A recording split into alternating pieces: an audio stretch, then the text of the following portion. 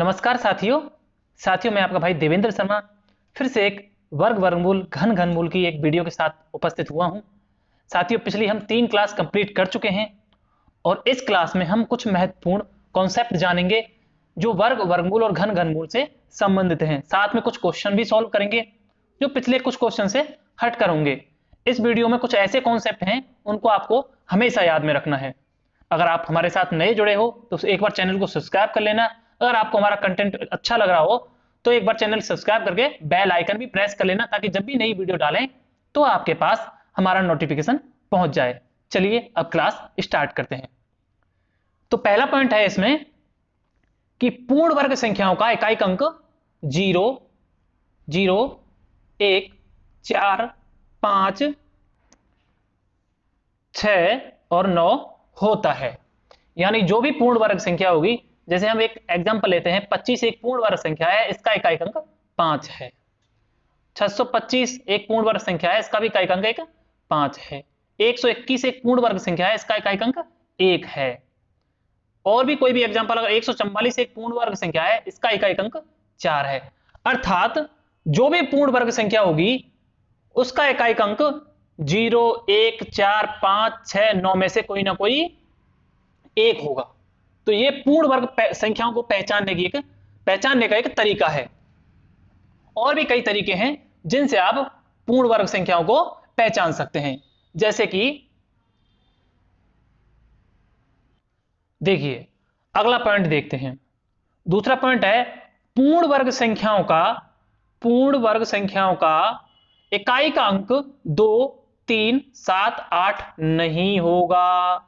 यानी जो भी पूर्ण वर्ग संख्या होगी उसके इकाई के अंक में ना 2 आएगा, ना 3 आएगा, ना 7 आएगा, ना 8 आएगा। अगर किसी संख्या के अंत में 2 आ रहा है, 3 आ रहा है, 7 आ रहा है, 8 आ रहा है, अगर ये संख्याएं आ रही हैं तो आप समझ जाइए वो संख्या पूर्ण वर्ग संख्या नहीं है। इसको आपको समझने में बिल्कुल भी देरी नहीं करनी है।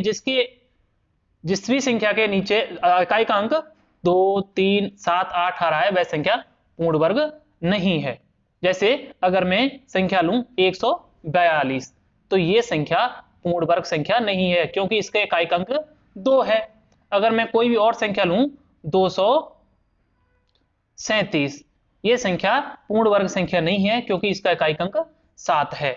या तो अब इस 2 पॉइंट में से आप कोई भी एक पॉइंट याद कर लीजिए, या तो ये पहला पॉइंट याद कर लीजिए या ये दूसरा पॉइंट याद कर लीजिए। मैं कहूंगा आप ये दूसरा पॉइंट ही याद कर लीजिए, उससे ही आपके ये दोनों पॉइंट क्लियर हो जाएंगे। कैसे? आप बस इतना याद रखिए कि जिस संख्या के पीछे 2, 3, 7, 8 आ रहा है वो पूर्ण वर्ग संख्या नहीं होगी। आराम से आप जानकर देख सकते हो। चलिए अगले प्रश्न की तरफ बढ़ते हैं। तो अगला जो हमारा पॉइंट है वो देखिए पॉइंट नंबर 3, कुछ अंक जोड़े युग्म के रूप में विद्यमान होते हैं। कुछ अंक जोड़े युग्म के रूप में विद्यमान होते हैं। कैसे? चलिए जानते हैं। जैसे कि 15, ये देखिए साथियों, ये जो चिन्ह है ना, ये स्क्वायर का चिन्ह है, इससे भ्रमित मत होना, ये स्क्वायर का चिन्ह है। तो 15 की घात अगर 2 करते हैं तो जो स्क्वायर निकल के आता है, वर्ग निकल के आता है, वो आता है 225। अब इस 225 में आपने देखा होगा कि 5 के साथ हमेशा 2 आता है। इसी प्रकार से अगर 65 का हम वर्ग करते हैं तो आंसर आता है 4225। यहां पे भी आप देखते हो कि 4225 में 5 के साथ हमेशा 2 आता है। आप 115 का स्क्वायर करते हो तो आपने देखा होगा इसका वर्ग आता है 13225, और 13225 में भी इकाई का अंक 5 आता है और साथ में उसके 2 आता है। तो आपको क्या चीज देखने को मिल रही है इसमें? एक चीज आपको कॉमन देखने को मिल रही होगी कि 5 के साथ पूर्ण वर्ग संख्या में हमेशा 2 आता है। ये हमेशा आएगा ही आएगा साथियों। जब भी 5 आएगा पूर्ण वर्ग संख्या में उसके साथ 2 आएगा। अगर कोई संख्या ऐसे, मैं मान के चलूं, अगर ऐसे कोई संख्या आ रही है यानी 5 के साथ 2 नहीं आ रहा है तो वो संख्या कभी पूर्ण वर्ग नहीं होगी। अगर 5 के साथ 2 आ रहा है तो वो संख्या पूर्ण वर्ग हो सकती है। समझ में आई साथियों? 5 के साथ अगर 2 आ रहा है तो वो संख्या पूर्ण वर्ग हो सकती है। अन्यथा अगर 5 के साथ 2 नहीं आ रहा है तो वो पूर्ण वर्ग संख्या नहीं है। ऐसे आप पहचान सकते हो कि कौन सी संख्या पूर्ण वर्ग नहीं है। चलिए अगला प्रश्न देखते हैं। अगला प्रश्न है अगला पॉइंट है साथियों कि पूर्ण वर्ग संख्या के अंत में शून्य की संख्या हमेशा सम होती है। कैसी होती है साथियों? हमेशा सम होती है। कैसे? जैसे कि 100 में कितनी शून्य आ रही है? 2 जीरो आ रही हैं। यहां पे ये भी एक पूर्ण वर्ग संख्या है, ये भी एक पूर्ण वर्ग संख्या है। इसमें देखिए कितनी शून्य आ रही है? सम संख्या हमारी है 2 2। ये भी यहां पर भी शून्यों की संख्या कैसी है? समय 1 2 3 4 है ना। 4 से भी ये क्या है? पूर्ण वर्ग संख्या है। किसका वर्ग है? 420 का। तो यहां पे भी जो शून्य आ रही है वो क्या आ रही है? सम संख्याओं में आ रही हैं। अब कहने का मतलब क्या है कि जैसे कोई संख्या मैं लिख दूं 1000, तो ये क्या पूर्ण वर्ग है? क्या नहीं है, क्योंकि यहां पर जो जीरो आ रही हैं वो 1 2 3 यानी विषम संख्या में है। अगर विषम संख्या में जीरो आ रही है तो इसका मतलब वो पूर्ण वर्ग नहीं है। पूर्ण वर्ग होने के लिए शून्यों की संख्या सम होनी चाहिए। अब मैंने यहां पे सम संख्या कर दी। ये किसका पूर्ण वर्ग है? ये 100 का। अगर 100 का हम स्क्वायर करते हैं तो यही तो आता है। तो कहने का मतलब जब भी शून्यों की बात होगी, अगर किसी संख्या के पीछे शून्य सम आ रहे हैं, जैसे कि मैं आपको बता चुका हूं 100, यहां पे भी देखो कितने शून्य आ रहे हैं? 1 2 3 4 है। 1,60,000 में भी शून्यों की संख्या सम है। 400 में भी शून्यों की संख्या सम है। अगर शून्यों की संख्या विषम है तो वो संख्या पूर्ण वर्ग नहीं होगी। चलिए अगला पॉइंट देखते हैं।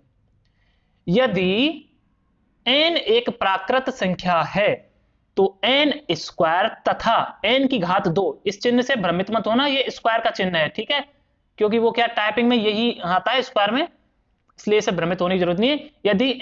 यदि n एक प्राकृत संख्या है तो n स्क्वायर तथा n प्लस 1 की घात 2 के मध्य कुल प्राकृतिक संख्याओं की संख्या 2n होगी।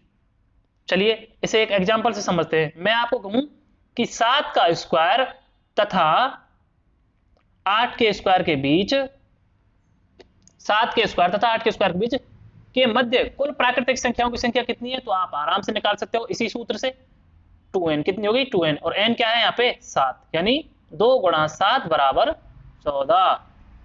अगर यही प्रश्न आपसे ऐसे पूछ लिया जाए साथियों, अगर यही प्रश्न आपसे ऐसे पूछ लिया जाए कि यदि n एक प्राकृतिक संख्या है तो n स्क्वायर तथा n प्लस 1 स्क्वायर के n प्लस 1 स्क्वायर तक कुल कितनी प्राकृतिक संख्या होंगी? अगर मध्य के अलावा अगर तक आ जाए, इस जगह पे तक आ जाए तो ध्यान रखना उसमें हमको 2n प्लस 2 करना पड़ेगा, क्योंकि उसमें n स्क्वायर और तथा n प्लस 1 का स्क्वायर ये भी साथ में जुड़ेंगे। यानी अगर मैं बात करूं इसी क्वेश्चन को कि 7 स्क्वायर तथा 8 स्क्वायर तक, 7 के स्क्वायर तथा 8 के स्क्वायर तक कुल प्राकृतिक संख्याएं कितनी है, तो आपका आंसर कितना होगा? 2n प्लस 2 यानी 14 प्लस 2 यानी 16, ये आपका आंसर होगा। चलिए मेरे हिसाब से ये भी आपको समझ में आ गया होगा। अब अगला प्रश्न, अगली स्लाइड एक बार देखते हैं। चलिए साथियों, ये मैंने खुद ने अपने नोट्स जो बनाए थे उनमें से ये कटिंग निकाली है, तो आप थोड़ी अगर राइटिंग खराब हो तो इस पे ध्यान ना देते हुए कंटेंट पे ध्यान देना। मैं छांट के एक एक चीज वो लेके आ रहा हूं ताकि परीक्षा में वर्ग वर्गमूल घन घनमूल से कोई भी प्रश्न ना छूटे, चाहे मुझे इसकी 10 ही वीडियो को ना बनानी पड़े, लेकिन मैं जो टॉपिक आपको करवाऊंगा उस टॉपिक से आपका कोई भी प्रश्न कभी छूटेगा ही नहीं। चलिए इसे देखते हैं। किसी भी प्राकृत संख्या, किसी भी साथियों एक बार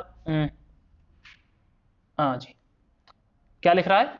किसी भी प्राकृत संख्या के वर्ग को 2 क्रमागत प्राकृत संख्याओं के योगफल के रूप में व्यक्त कर सकते हैं। कैसे? क्या कह रहा है कि किसी भी विषम प्राकृतिक संख्या के वर्ग को, कैसी संख्या? विषम प्राकृतिक संख्या के वर्ग को 2 प्राकृतिक संख्याओं के योगफल के रूप में व्यक्त कर सकते हैं। कैसे? देखिए एक एग्जांपल ले रहे हैं, जैसे कि 7 का स्क्वायर, ये क्या है? एक विषम प्राकृतिक संख्या का वर्ग है, और 7 का स्क्वायर कितना होता है? 49, और 49 को हम कैसे व्यक्त कर रहे हैं? 24 प्लस 25 यानी क्रमागत प्राकृतिक संख्याओं के योगफल के रूप में। 24 और 25 कितना होता है? 49। एक एग्जांपल और लेके देते हैं, 13 का स्क्वायर, ये भी एक विषम प्राकृतिक संख्या है, और 13 का स्क्वायर कितना होता है 169, 169। 169 को हम 84 प्लस 85 के रूप में व्यक्त कर सकते हैं, यानी विषम क्रमागत प्राकृतिक संख्याओं के योगफल के रूप में इसको व्यक्त किया जा सकता है। तो ये पॉइंट भी आप ध्यान रखना, क्योंकि कभी कभी सीधे प्रश्न हल करने में इस प्रकार के प्रश्न आपको सहायता करते हैं। चलिए अगला प्रश्न देखते हैं। अगला जो पॉइंट है वो है कि पूर्ण वर्ग संख्याओं, कौन सी संख्याओं, पूर्ण वर्ग संख्याओं का बीजांक हमेशा 1, 4, 7, 9 होता है और अंतिम 2 अंक विषम नहीं हो सकते। ध्यान रखना कि वर्ग में निकालने में इस बीजांक का सबसे बड़ा योगदान है। इस बीजांक को अगर आपने समझ लिया तो आप काफी सारे प्रश्न आपके आसानी से प्रश्न हल कर सकते हो। कैसे, चलिए एक बार इस बीजांक को समझ लेते हैं। क्या है इस बीजांक का मतलब और कैसे इस बीजांक को निकालते हैं। बस एक पॉइंट आपको ध्यान रखना है कि पूर्ण वर्ग संख्याओं का बीजांक क्या होता है, हमेशा 1, 4, 7, 9 होता है। इन 4 संख्याओं को ध्यान रख लीजिए और अंतिम 2 अंक कभी विषम नहीं हो सकते। अब पहली बात कि बीजांक ज्ञात कैसे करते हैं, बीजांक होता क्या है सर, तो वो समझिए। मैं एक एग्जांपल ले रहा हूं कि मान के चलो एक संख्या है 143। इस 143 का अगर बीजांक हमको निकालना है तो इसके हर एक अंक को हम आपस में जोड़ेंगे, जैसे 1 प्लस 4 प्लस 3, 4 और 1 5 और 3 8। तो इसका बीजांक निकल के आ गया 8।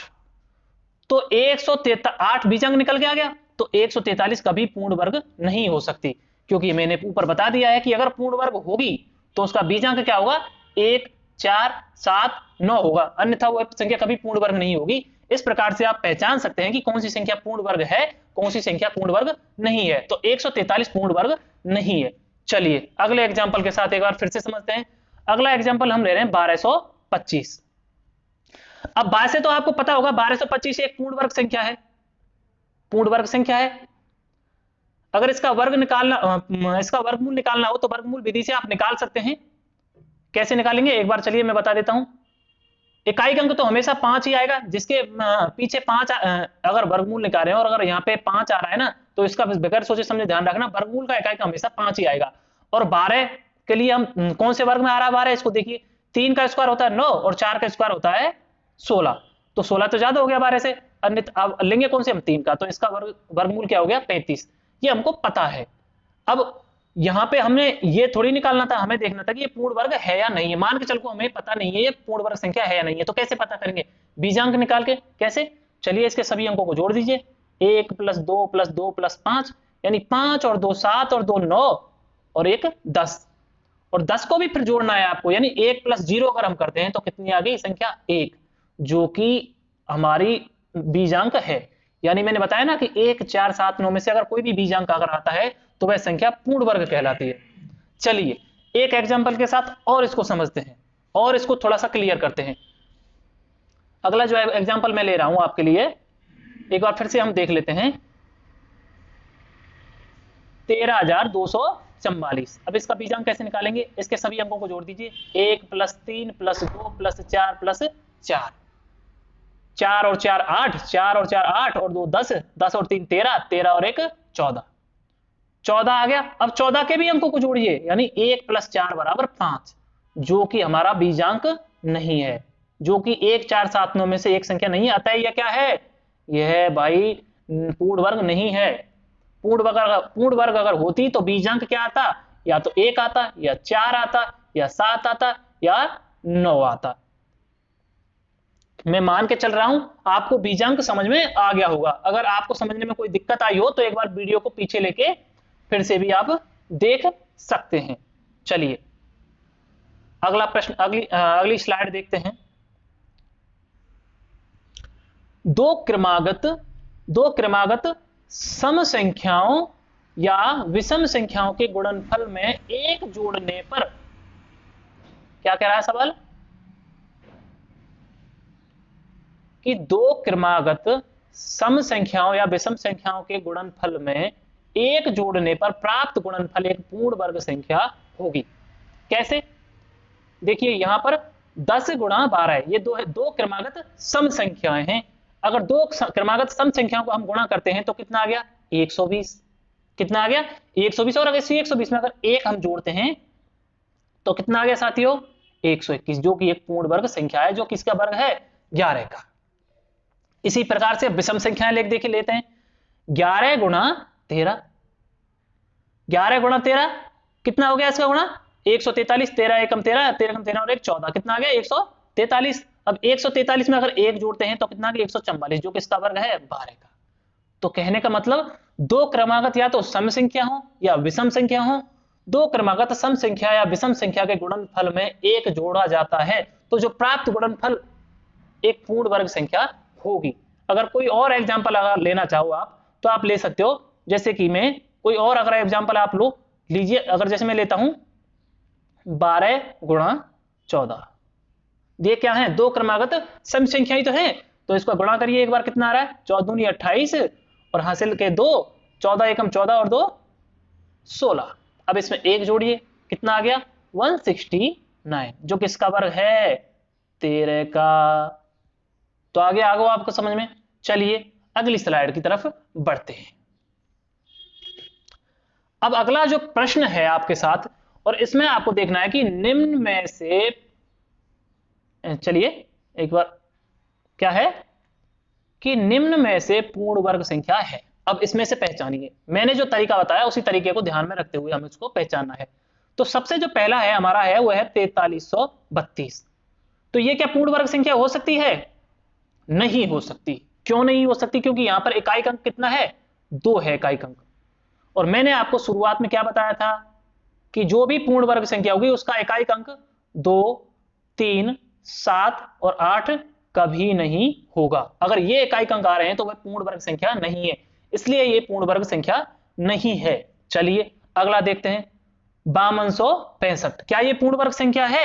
नहीं है, क्योंकि साथियों यहां इकाई का अंक 5 है और 5 के साथ अगर यहां पे कितना आ रहा है 6 आ रहा है। अगर ये पूर्ण वर्ग संख्या होती तो 6 की जगह 2 आता, अर्थात 5 इकाई के अंक 5 के साथ हमेशा क्या आता है 2 आता है, इसलिए ये भी पूर्ण वर्ग संख्या नहीं है। अगला देखिए 7700। चलिए एक बार मैं इसको छोड़ देता हूं बीच वाले को, यहां से इसको देखता हूं 7746। इसका बीजांक निकालिए, कितना आ रहा है 7 + 7 14, 14 और 4 18, 18 और 6 24, और 24 को भी अगर जोड़े तो कितना आ रहा है 4 और 2 6। कितना आ रहा साथियों 4 और 2 6। 6 हमारा बीजांक नहीं है, क्योंकि अगर बीजांक क्या होता है हमेशा 1 4 7, अगर 9 आता है बीजांक तो ही संख्या पूर्ण वर्ग होती है, और यहां कितना आ रहा है 6 आ रहा है, इसलिए ये भी पूर्ण वर्ग संख्या नहीं है। अब अगला है 7744। अब ये पूर्ण वर्ग संख्या है या नहीं है, इसे कैसे ज्ञात करेंगे? चलिए बीजांक निकालिए 7 + 7 + 4 + 4, 7 और 7 14, 14 और 4 18, 18 और 4 22, और 22 को भी अगर हम जोड़ें तो 2 + 2 = 4 आ रहा है, जो कि बीजांक है। यानी अगर बीजांक 1 4 7 9 आता है तो संख्या पूर्ण वर्ग होगी। तो हमारा आंसर क्या आ गया ऑप्शन नंबर 3, क्योंकि इसका बीजांक कितना है 4 है, और बीजांक अगर 1 4 7 9 होता है तो संख्या पूर्ण वर्ग होती है। आशा करता हूं साथियों मेरे द्वारा समझाया हुआ आपको जितना भी मैटर है वो आपको समझ में आ रहा होगा। अगर फिर भी कोई परेशानी आ रही है तो एक बार आप कमेंट सेक्शन में वीडियो खत्म होने के बाद कमेंट कर दीजिएगा। चलिए अगला क्वेश्चन देखते हैं। निम्न में से पूर्ण वर्ग संख्या है। अब यहां पर पहला है 64,000। अब ये पूर्ण वर्ग संख्या है साथियों? बिल्कुल भी नहीं है। क्यों नहीं है? क्योंकि यहां जो जीरो आ रही है वो विषम आ रही है 1 2 3, और मैंने कहा था हमेशा जब भी जीरो पीछे आएंगी पूर्ण वर्ग संख्या के वो आएंगी सम, विषम नहीं आएंगी, इसलिए ये पूर्ण वर्ग नहीं है।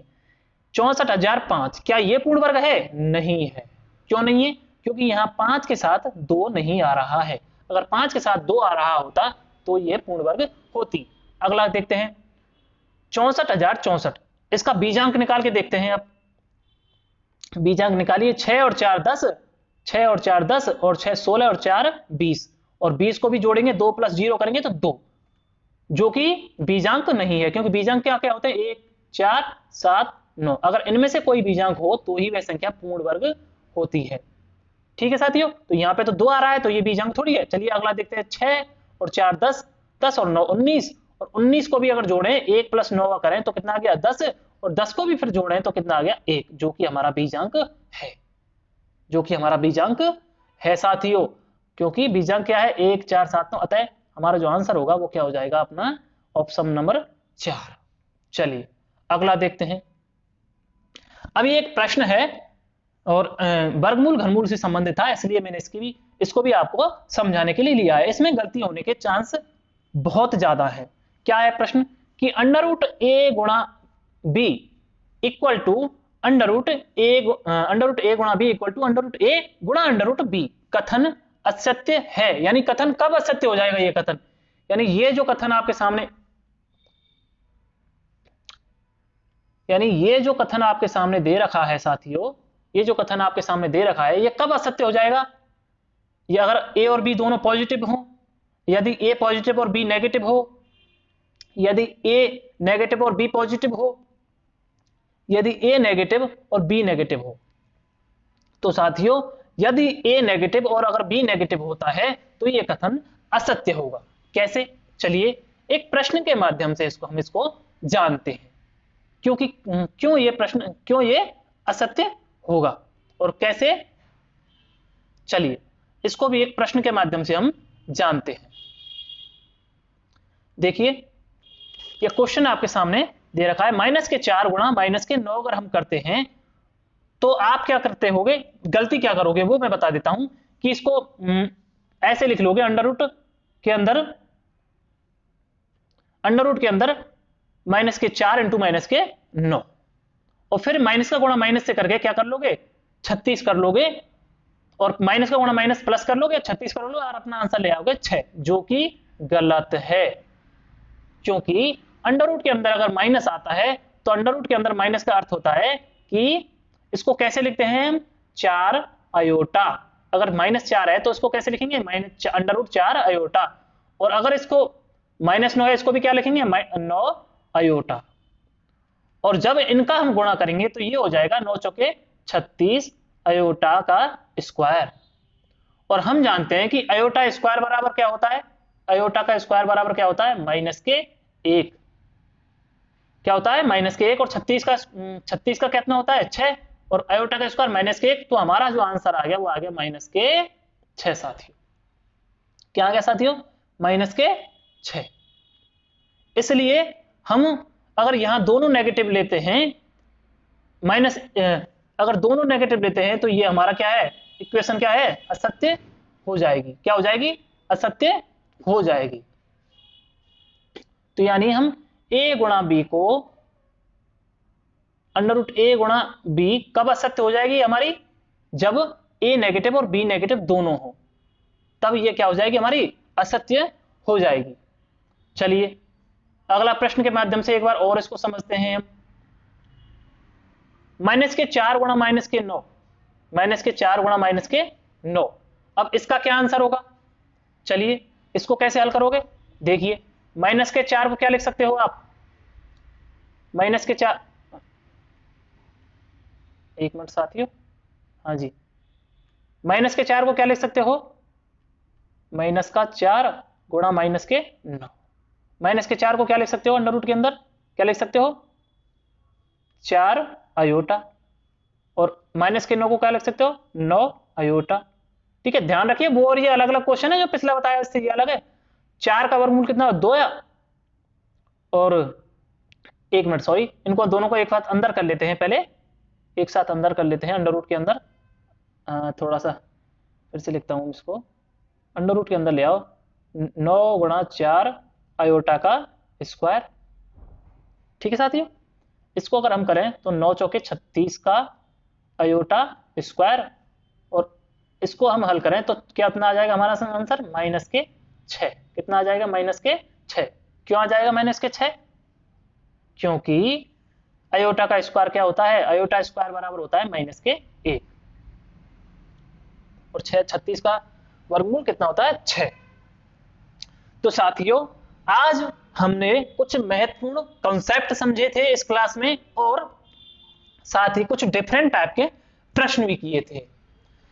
अगर आपको क्लास पसंद आई हो तो साथियों आपको निश्चित रूप से चैनल को सब्सक्राइब भी करना चाहिए और जो भी साथी हमारे साथ जुड़े हैं मैं आपको बता देता हूं कि कोई भी टॉपिक जो हम करवाएंगे उसे एकदम जीरो लेवल से लेकर बिल्कुल हाई लेवल तक के सारे प्रश्न उसमें हम लेंगे। आपकी कोई भी परेशानी हो आप एक बार कमेंट सेक्शन में जाकर जरूर कहिएगा। ये वीडियो मैं पहले ही रिकॉर्ड कर रहा हूं और इन वीडियो को मैं बाद में अपलोड आपको करूंगा।